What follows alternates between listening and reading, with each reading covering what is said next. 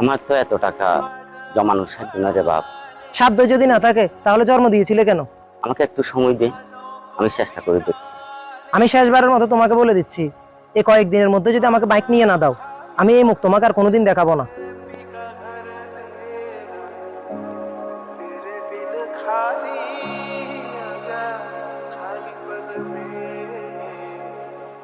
মহাজন ভাই, আমার শেষ সম্বল ভিটামাটি জমিটুকু বন্ধ থেকে আমাকে কিছু টাকা দিন।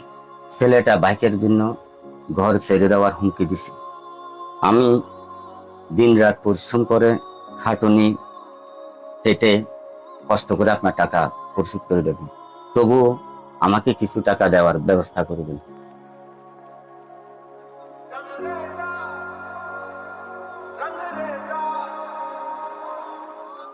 এই নে বন্ধকের টাকা।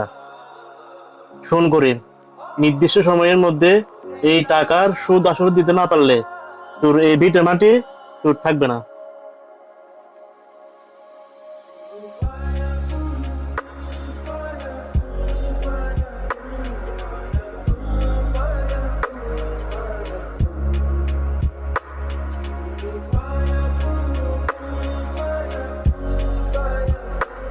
বাবা, তুই বাইক কেনার জন্য ঘর ছাড়ার কথা বলছিলি না? এই নে তোর বাইক কেনার টাকা। তোর পছন্দ মতো তুই বাইক কিনে নিস। সত্যি বাবা, এখানে বাইকের টাকা? তুমি এত টাকা পাইলা কই? টাকা কোথায় থেকে পাইছি এটা বড় কথা না রে বাবা। তুই বাইক কিনে সুখে থাক, বন্ধুদের সাথে ঘুর, এটাই আমার বড় আনন্দ। ঠিক আছে বাবা, তোরা থাক। বাবার একটু রাস্তায় কাজ আছে, আমি আসি। চাচা দাঁড়ান।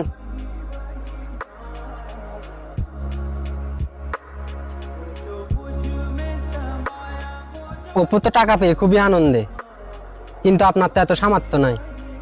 আপনি একদিন এত টাকা ম্যানেজ কিভাবে করলেন? শুনো বাবা, আমি বাবা হয়ে কি ছেলের চোখে পানি দেখতে পারি?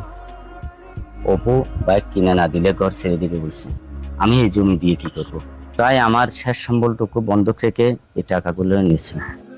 জমি গেলে জমি পাবো, ছেলে গেলে তো আর পাবো না।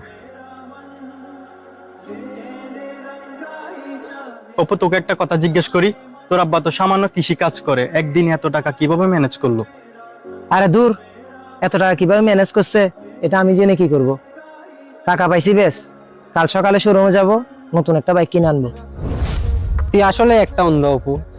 তুই তোর বাপের এই ত্যাগের মূল্য কখনোই দিতে পারবি না। ঠিক আছে, কালকে তুই বাইক কিন, কালকে দেখা হবে। চল নাহিদ।